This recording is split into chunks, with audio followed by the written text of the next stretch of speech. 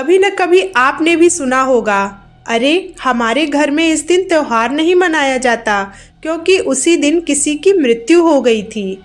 ऐसी बातें लगभग हर परिवार में सुनने को मिलती है। लेकिन क्या ये परंपरा सच में हमारे शास्त्रों में लिखी है या फिर यह हमारी भावनाओं से बनी एक लोक मान्यता है? तो चलिए आज हम इसी के बारे में डिटेल में जानते हैं कि क्या गरुड़ पुराण या अन्य पौराणिक ग्रंथों में ऐसा कोई नियम है कि अगर किसी के घर में त्योहार के दिन किसी की मृत्यु हो जाए तो त्योहार को हमेशा के लिए छोड़ देना चाहिए। तो हमारे धर्म में शोक और धर्म दोनों के अपने अपने नियम हैं। गरुड़ पुराण कहता है, मृत्ये अनंतरम शौचम द्वादशाहम विधीयते, अर्थात मृत्यु के बाद 13 दिन तक शोक और शुद्धि की प्रक्रिया रखी जाती है।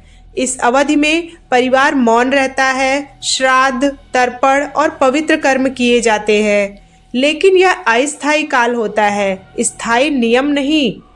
कहीं भी यह नहीं लिखा है कि जिस दिन मृत्यु हुई उस दिन का त्योहार हमेशा त्याग दो। यह भावना इंसान के दुख से उपजी है, धर्म ग्रंथों का आदेश नहीं है। समय के साथ हमारी भावनाएं ही परंपरा बन गईं। जब किसी परिवार में किसी खास दिन मृत्यु हुई तो लोगों ने कहा, अब उस दिन हम खुशियां नहीं मनाएंगे, और धीरे धीरे यही एक रिवाज बनता चला गया।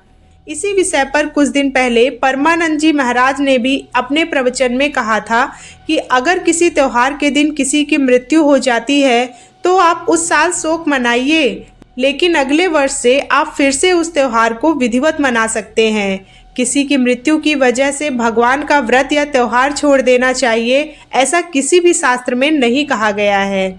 भगवान ने हमें जीवन दिया है और त्योहार उसी जीवन के उत्सव है। अगर हम हर दुख के बाद उत्सव छोड़ दें तो जीवन सिर्फ शोक का प्रतीक ही रह जाएगा।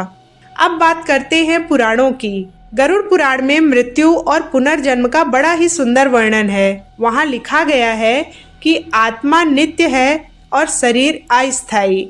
मृत्यु केवल एक परिवर्तन है, अंत नहीं।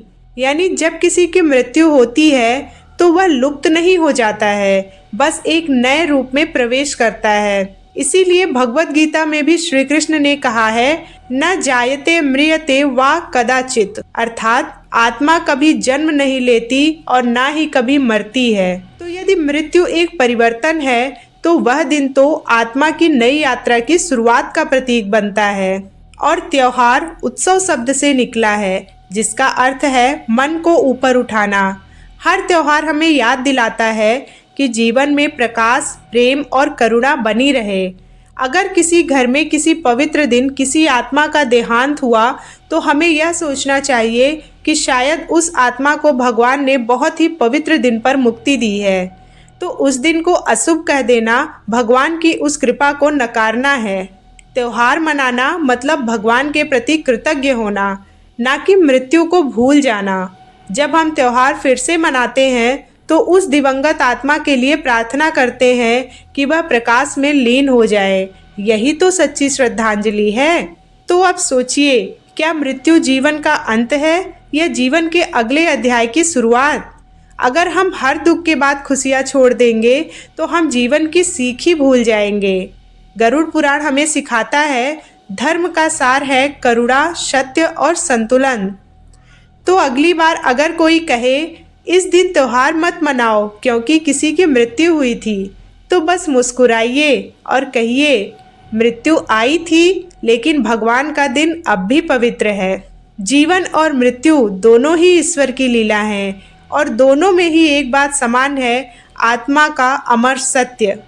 तो दोस्तों, क्या आपके घर में भी ऐसी कोई प्रथा चली आ रही है?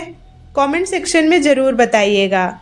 और अगर आपको यह वीडियो इन्फॉर्मेटिव लगी हो तो वीडियो को लाइक और चैनल को सब्सक्राइब जरूर करिएगा। मिलते हैं फिर एक नई पौराणिक कथा के साथ। जय महाकाल।